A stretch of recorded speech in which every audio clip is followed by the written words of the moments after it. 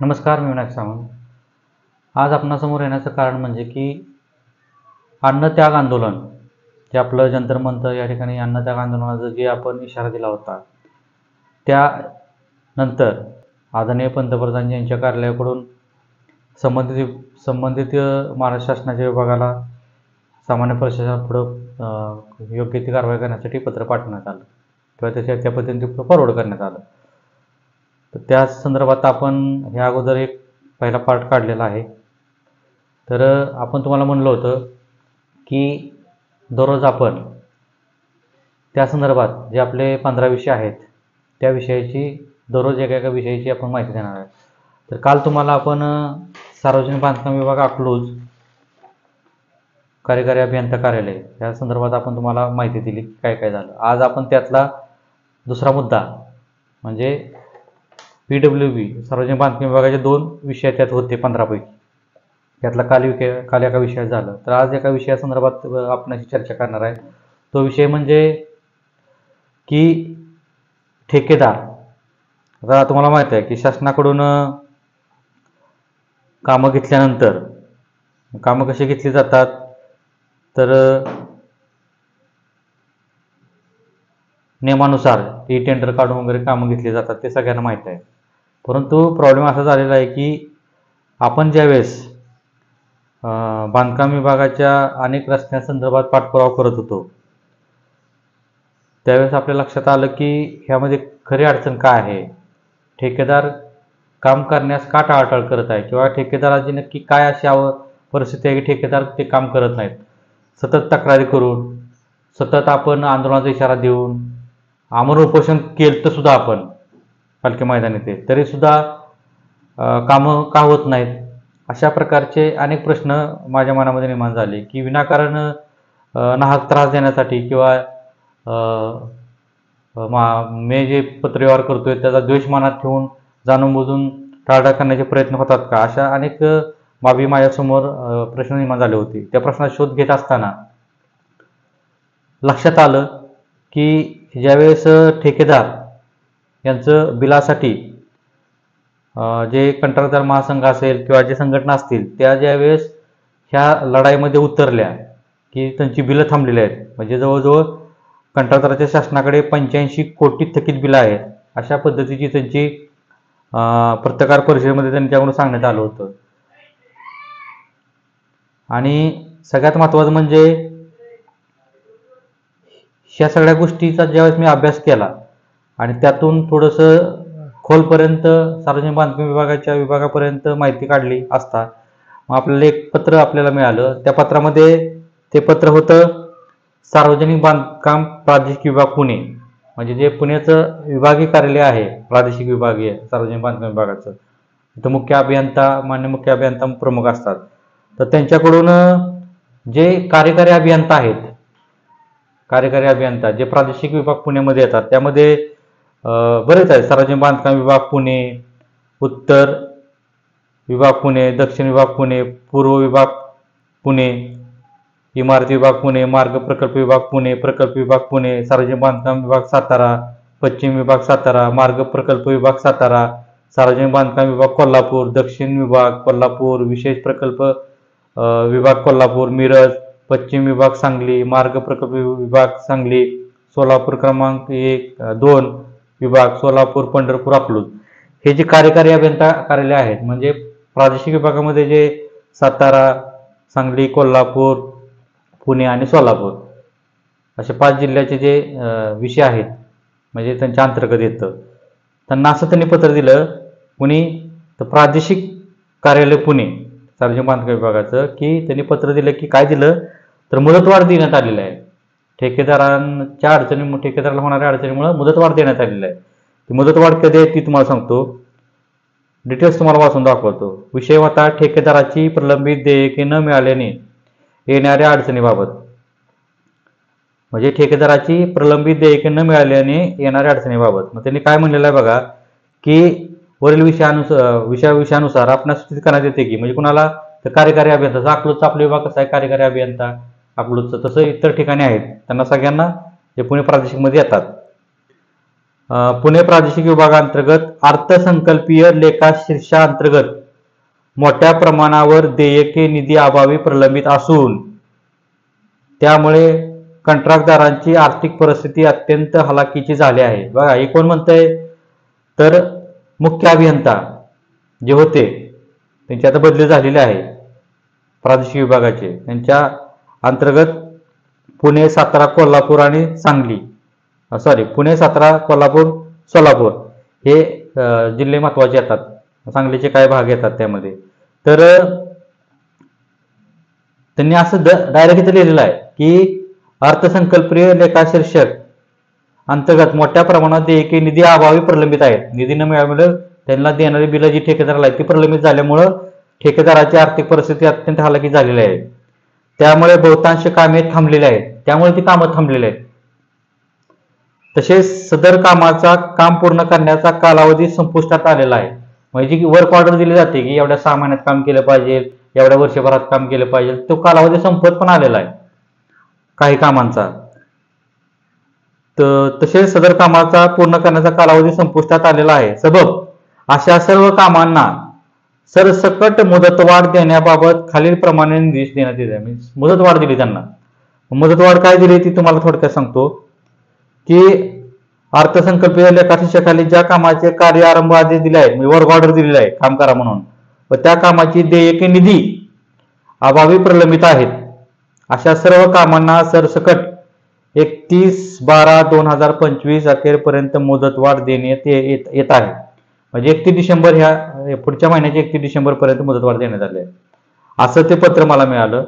आणि ते पत्र अधीक्षक अभियंत्यांना सुद्धा माझ्यासाठी पाठवलं. कुठल्या? सार्वजनिक बांधकाम मंडळ पुणे, सातारा, कोल्हापूर आणि सोलापूर यांना ते पाठवलं माझ्यासाठी. मग आता मला लक्षात, आणि पत्र कधी दिलं ती तुम्हाला सांगतो की 22 मे 2025 ला दिलेलं आहे. 22 मे 2025 ला दिलेलं आहे. हे आपण लक्षात घेतलं पाहिजे. मे महिन्यामध्ये दिलेलं आहे. हे ज्यावेळेस आपल्या लक्षात आलं की खरं कुठं काय अडचण आहे, तर निधी, जो अर्थसंकल्प निधी होता सार्वजनिक बांधकाम विभागाचा, जो ठेकेदाराला बिल देण्यासाठी असतो, तो निधी प्रलंबित असल्या कारणाने, तो निधी दिला नसल्या कारणाने सार्वजनिक बांधकाम विभागाला, त्यामुळे ठेकेदाराला अडचणीत आलेला असं त्यांनी म्हणलेलं. ह्या सगळ्या गोष्टीचा इम्पॅक्ट डायरेक्टली रस्त्याच्या कामावर झाला. आणि रस्त्याच्या कामावर झाल्यामुळे लोकांच्या रहदारीवर झाला. लोकांना याला रस्ते खराब, रस्ते निकृष्ट, कामं थांबली मध्ये, काही लोकांची कामं चालूच केली नाही ती वर्क ऑर्डर देऊन, काही लोकांची कामं चालू केली बिलं मिळतील म्हणून ती निम्मी तशी ठेवली, बिल न मिळाल्यामुळे थोडंफार, किंवा काही कामं निम्म्यातच थांबण्यात आली, काही कामं शेवटच्या टप्प्यात थांबली, काही कामं पूर्ण पण झाली. अशा प्रकारची बिलं थांबल्यामुळे विषय झाला. त्यावर शासनाने काय थोडंफार 5% दिला असेल, 12%, 20%, अशा पद्धतीने शासनाने साधारणतः आता 15 ते 20%च्या आसपास निधी आतापर्यंत देण्यात आलेला आहे शासनाकडून. हे सगळ्या गोष्टी लक्षात आल्यानंतर मग आपण त्या संदर्भात म्हणला तर आपल्याला जर आता विषय सारा सुरू करून झाला तर नातेपुते पिरळे रोड, नातेपुते पिरळे रोडचं काम जे सेन्सिटिव्ह होतं त्यासाठी मी आमरण केलं होतं 8 दिवसाचं. तर त्या संदर्भात तो माझा पाठपुरावा होता. म्हणजे काम का थांबते यासाठी नक्की कोण दोषी आहे, कशामुळे सगळं, या सगळ्याचा फॉलोअप घेत असताना त्या सगळ्या गोष्टी आल्या. म्हणजे एखादी गोष्ट प्रॉपर कुठं आहे, कुठं अडचण आहे हे शोधलं पाहिजे आपण, कारण सगळ्यातनं मार्ग कसा निघेल त्यासाठी प्रयत्न केला पाहिजे. मग त्यानंतर आपण या सगळ्या गोष्टीचा विचार केल्यानंतर आपण एक पत्र महाराष्ट्र शासनाला एक पत्र दिलं, माननीय मुख्यमंत्री साहेबांना पत्र दिलं 18/7/2025 ला, म्हणजे 7व्या महिन्यामध्ये आपण पत्र दिलं. माननीय मुख्यमंत्री साहेबांना पत्र दिलं की पुणे प्रादेशिक विभागातील ठेकेदारांची प्रलंबित देयके न मिळाल्याने विभागातील रस्त्यांची कामे बंद असल्याबाबत. त्यामध्ये आपण ते सगळं मुद्दे सांगितलं. मग इथं आपण तसंच म्हणलेलं आहे. त्याचा शेवटचा मुद्दा सांगतो. ती मगाची जी तक्रार होती ना त्या पत्रामध्ये प्रादेशिक कार्यालयाच्या, ती ह्यात नमूद केली. आणि शेवटचा पॅराग्राफ महत्वाचा त्या माझ्या विनंती निवेदनामध्ये माननीय मुख्यमंत्री साहेबांनी केलेल्या. तरी आपणास नम्र विनंती करण्यात येते की सार्वजनिक बांधकाम प्रादेशिक विभाग पुणे विभागातील देयक निधी वितरित करावा आणि रस्त्याची कामे व दुरुस्ती थांबली आहे ती तात्काळ सुरू करण्याबाबत सार्वजनिक बांधकाम विभाग यांना निर्देश करावेत, ही नम्र विनंती. आपल्या सरकारकडून राज्यात अनेक वैशिष्ट्यपूर्ण रस्त्यांच्या कामांना मंजुरी देण्यात आलेली आहे. यामुळे नागरिकांमध्ये समाधान आहे, परंतु कामांना होणारा विलंब यामुळे नागरिकांमध्ये सरकार विरोधात मानसिकता होऊ नये यासाठी आपण या विषयाकडे लक्ष द्यावे ही नम्र विनंती. कळावे. धन्यवाद. आपला विश्वास विनायक सावंत. अशा पद्धतीचं पत्र आपण माननीय मुख्यमंत्री साहेबांना दिलं की आपण अनेक कामं मंजूर केली, त्यामुळे लोकांमध्ये समाधान आहे. परंतु जर ती कामं निधीअभावी थांबत असतील तर लोकांमध्ये त्यामुळं आपल्या सरकारविषयी नाराजी व्यक्त होईल. तरी आपण तात्काळ देयक देऊन ती कामं तात्काळ सुरू करण्यात यावी. आणि ठेकेदारांचे विषय पुढे मांडला होता की ठेकेदारांची आर्थिक परिस्थिती अतिशय बिकट झालेलं आहे. काही ठिकाणी आपण बातम्या सुद्धा बघितल्या, नागपूर साईडला, सांगली साईडला, की काही ठेकेदारांनी आत्महत्या सुद्धा केलेल्या आहेत. अतिशय बिकट परिस्थिती आहे. म्हणजे टीव्ही मीडियावरती असेल, प्रिंट मीडियामध्ये असेल, बातम्या आपण बघितलेल्या आहेत. मग त्यावेळेस आपल्या लक्षात आलं की ही विषय असा होता. मग आपण ती प्रत सुद्धा दिली. मंत्री साहेब सार्वजनिक बांधकाम विभाग महाराष्ट्र राज्य आणि ती माहितीसाठी परत दिली. राज्यमंत्री सार्वजनिक बांधकाम विभाग त्यांना पण दिली. अतिरिक्त मुख्य सचिव सार्वजनिक बांधकाम विभाग महाराष्ट्र शासन त्यांना दिली. सचिव रस्ते विभाग सार्वजनिक बांधकाम विभाग महाराष्ट्र शासन त्यांना पण दिली. मुख्य अभियंता साहेब सार्वजनिक बांधकाम प्रादेशिक विभाग पुणे, त्याचबरोबर मान्य अधीक्षक साहेब पुणे, सातारा, कोल्हापूर, सोलापूर ह्यांना दिली. आणि त्याचबरोबर एक माहिती म्हणून जे कार्यकारी अभियंते आहेत ह्या विभागातील त्या सगळ्यांना आपण ती माहिती दिली. मग त्यानंतर 7व्या महिन्यामध्ये आपण दिल्यानंतर त्यावर कुठली कारवाई नाही. 7-8 आपण प्रयत्न केला, पाठपुरावा केला, परंतु कुठलीही दखल त्यामधून घेण्यात आली नाही. फक्त मान्य मुख्यमंत्री कार्यालयाकडून फक्त एक करण्यात आलं की नगरविकास विभागाला फक्त त्यांनी पुढं कारवाईसाठी पत्र पाठवलं की त्यावरती काय असेल ते सांगण्यात यावं. मग हे सगळं केलं असताना आपली दखल घेतली जात नाही. पाठपुरावा केला म्हणून, सतत पाठपुरावा केला म्हणून सार्वजनिक बांधकामात दखल घेणार. निधीचा प्रश्न आहे, निधीसाठी ठेकेदार सुद्धा लढत आहेत. मग आपण सुद्धा एक सामाजिक कार्यकर्ता म्हणून नुसतं त्यांच्या विरोधात रस्ते तयार करा म्हणून उतरून चालत नाही. तर त्यांच्यासाठी सुद्धा आपण लढलं पाहिजे. कारण शेवटी आपला व्यक्ती म्हणून कोणाशी आपला विरोध नाही, ठेकेदार म्हणून आपल्या तो आपला काय दुश्मन नाही किंवा त्याचा बांधारमान नाही की त्यावर भांडायचं आपल्याला. तर रस्त्यासाठी लोकांच्या हितासाठी भांडताना त्यांच्या अडचणी समोर आल्या आणि त्या ऑन रेकॉर्ड आल्या, कागदावरती आल्या, आपण मी तुम्हाला दाखवलं, म्हणून आपण त्यासाठी लढाई चालू केली. मग दखल घेतली नाही महाराष्ट्र शासनाकडून. म्हणून आपल्याला शेवटी त्या संदर्भात आदरणीय पंतप्रधानजी यांच्याकडे पत्र व्यवहार केला. त्यानंतर महाराष्ट्र शासनाला त्यांनी महाराष्ट्र शासना परत ते फॉरवर्ड केलं, तरी सुद्धा दखल घेण्यात आलं नाही. म्हणून शेवटी आपण आदरणीय पंतप्रधानजी यांना आपण परत काय केलं की 10 नोव्हेंबर रोजी आपण अन्न जंत्र मंत्र करणार असा पद्धतीचं एक निवेदन त्यांना दिलं. तर तात्काळ दखल नाही घेतली. तर 60 दिवस आधी आपण दिलं, ते 9व्या महिन्यामध्ये दिलं आपण, हे लक्षात घेतलं पाहिजे. आणि त्यानंतर मग त्यामध्ये आपला विषय होता 13 नंबरचा. 12 नंबरचा काल एक्सप्लेन केला. 13 नंबरचा विषय होता पुणे क्षेत्रीय लोक निर्माण विभाग पुणे में ठेकेदारों को बकायदा भुगतान न मिलने के कारण सड़क निर्माण कार्य रुका हुआ है और कई ठेकेदारों की आर्थिक स्थिति अत्यंत गंभीर हो गई है. कुछ ठेकेदारों ने आत्महत्या कर ली है और यदि सरकार के तत्काल भुगतान नहीं किया और भी ठेकेदार आत्महत्या जैसे कदम उठाकर अपनी जान दे सकते हैं. आपसे विनम्र निवेदन है कि भुगतान शीघ्र देने के आदेश राज्य सरकार को दे. अशा पद्धतीचा आपला मुद्दा होता. मग त्यानंतर दखल घेतली गेली आणि त्यानंतर मग ते प्रादेशिक महाराष्ट्र शासनाकडून कक्ष अधिकारी सार्वजनिक रस्ते सार्वजनिक बांधकाम विभाग मंत्रालय मुंबई यांच्याकडून शासनाने मग पत्र दिलं. कुणाला पत्र दिलं तर सार्वजनिक बांधकाम विभागचे जे प्रादेशिक विभाग आहे ज्यांनी ते पत्र काढलं होतं सगळं कार्यकारी अभियंत्याला की 31 डिसेंबर पर्यंत त्याला मुदतवाढ देण्यात येत आहे. त्यांना त्यांनी पत्र पाठवलं की आपण ह्या सगळ्या स्वयंस्पष्ट अहवाल म्हणजे मुद्द्यानुसार स्वयंस्पष्ट अहवाल प्रादेशिक कार्यालयाकडे सादर करावा. अशा पद्धतीचं पत्र त्यांना देण्यात आलेलं आहे. कुणी शासनाकडून, कुणाला तर प्रादेशिक कार्यालयाला देण्यात आलेला आहे की नक्की काय आहे, तुम्ही जी ह्यांची तक्रार आहे त्यानुसार काय अहवाल आहे. तो अहवाल शासनाने मागितलेला आहे. कुणाकडं तर प्रादेशिक कार्यालयाकडे. काय नक्की किती बिलं आहेत, काय आहे, मग ते सगळं त्यात येणार ना. म्हणजे कुठेतरी त्या गोष्टींना वाचा पडण्याचं काम आपल्या पत्राच्या माध्यमातून आपण केलं. आपल्या पत्राच्या माध्यमातून म्हणजे आपण फक्त रस्ते करा, ठेकेदाराच्या विरोधात आपण करत नाही, रस्ते चांगले व्हावे लोकांसाठी करतोय. आणि त्याच्या ठेकेदारांना जी अडचण होती त्यासाठी सुद्धा आपण प्रयत्न केला की स्वतः ठेकेदारांनी लक्षात घेतलं पाहिजे. मी फक्त तुमच्या विरोधात लढतोय हे तुमची मानसिकता होऊ नये. मी त्या रस्त्याच्या कामासाठी लोकांच्या हितासाठी लढतोय आणि तुमच्यासाठी सुद्धा लढतोय. तुमच्या अडचण ज्यावेळेस मला कळली की लक्षात घेतलं पाहिजे. आणि आदरणीय पंतप्रधानांच्या कार्यालयाचे मी मनपूर्वक आभार व्यक्त करतो. माननीय मुख्यमंत्री साहेबांचा सुद्धा आभार व्यक्त करतो की त्यांनी शासनाला लगेच म्हणजे मंत्रालयातील सार्वजनिक बांधकाम विभागाने लगेच दखल घेतली आणि लगेच त्या प्रादेशिक विभागाला ते पुढं काय केलं, फॉरवर्ड केलं. तिथं सरळ लिहिलं विषय बघ काय, 10 नोव्हेंबर 2025 रोजी सकाळी 11 वाजता जंतर-मंतर येथे अन्नत्याग आंदोलन करण्याबाबत तिने स्पष्ट दिलेलं आहे मला शासनाने. काय, आपल्या अर्जाच्या नमूद मुद्द्याबाबत अहवाल प्राप्त होईपर्यंत आपला दिनांक 10/11/2025 रोजी अन्नत्याग आंदोलनापासून परत होऊन शासनास सहकार्य करावे ही विनंती. अशा पद्धतीचं प्रादेशिक विभागाने शासनाने महाराष्ट्र शासनाच्या सार्वजनिक बांधकाम विभागाने आपल्याला त्या पद्धतीचं विनंती केली होती.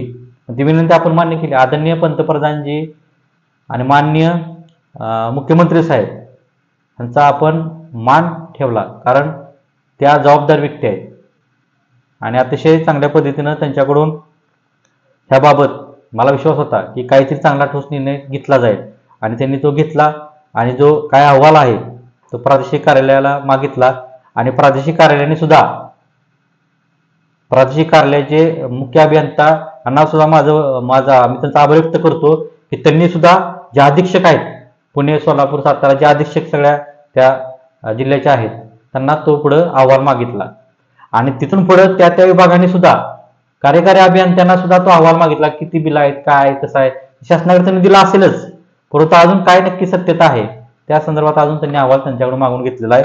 लवकरच हे अहवाल तिथं शासनाकडे गेल्यानंतर काहीतरी शासनाकडून त्या संदर्भात विचार केला जाईल आणि ठेकेदाराची जेवढी बिलं आहेत त्यातला काहीतरी त्यांना एक जास्तीत जास्त कसा फायदा, जास्तीत बिलं देयक कशी दिली जातील आणि ठेकेदाराला सुद्धा कसे पैसे मिळतील आणि त्यानुसार ठेकेदार पैसे आल्यानंतर त्यांचे जे कामगार असतील त्यांना पगार पाणी करण्याचं जे काय हवेव चालत नाही, त्यामुळे त्या सगळ्या यंत्रणा राबवण्यासाठी कर्मचारी मजुरांचे पगार देण्यासाठी जी काय त्यांना गरज आहे पैशांची ती त्यांना उपलब्ध होईल आणि माझा पाठपुरावा त्यासाठी चालू राहील. हीच या माध्यमातून ठेकेदारांना माझं सांगणं आहे की मी तुमच्या बरोबर आहे, नागरिकांच्या बरोबर आहे, अधिकाऱ्यांच्या बरोबर आहे,